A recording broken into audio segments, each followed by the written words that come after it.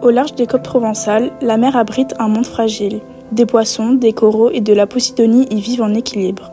Mais ce silence bleu se fissure, troublé par l'activité humaine. Pour protéger cette beauté, il faut apprendre à la respecter. Face à cette menace, des artistes ont choisi de sensibiliser le public. Karl Bross, sculpteur et pêcheur sur la Costa Brava, place la posidonie au cœur de ses œuvres. Alexandre Briano, écrivain engagé, a publié un livre pour recenser les associations œuvrant à sa préservation. La posidonie n'est pas simplement une plante parmi tant d'autres, elle est le fondement même de l'écosystème sous-marin. Ces vastes prairies marines offrent un refuge et une nourriture indispensable à une multitude d'espèces marines, poissons, crustacés et mollusques. Par sa photosynthèse, la posidonie produit de l'oxygène, contribuant aussi à la qualité de l'air que nous respirons.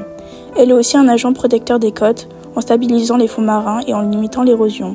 Elle protège les rivages contre les assauts des vagues. De plus, elle piège les sédiments et filtre l'eau, maintenant un équilibre fragile et précieux. Mais aujourd'hui, cette plante vit au rythme d'une agression constante.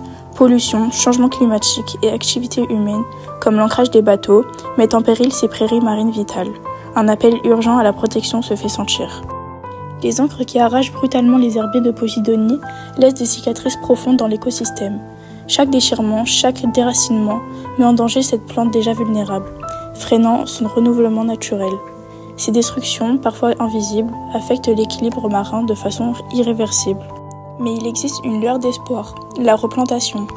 Repeupler des prairies marines est désormais possible grâce à des techniques innovantes.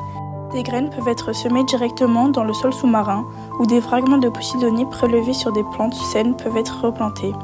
Ces actions permettent de restaurer peu à peu les écosystèmes marins endommagés, redonnant vie à des zones autrefois dévastées. C'est une démarche nécessaire pour préserver cette flore marine essentielle à notre planète. Pour en savoir plus, nous avons contacté Julie Deter, directrice scientifique chez Andromède Océanologie. C'est une plante sous-marine monocotylédone et pourquoi elle est importante? Parce qu'elle est endémique. Grâce à Julie Deter, nous avons compris l'importance de la replantation de la posidonie pour restaurer les fonds marins et protéger la biodiversité.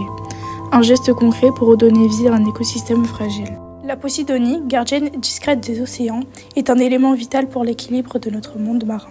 Protéger cette plante, c'est garantir la santé de nos côtes et de nos océans.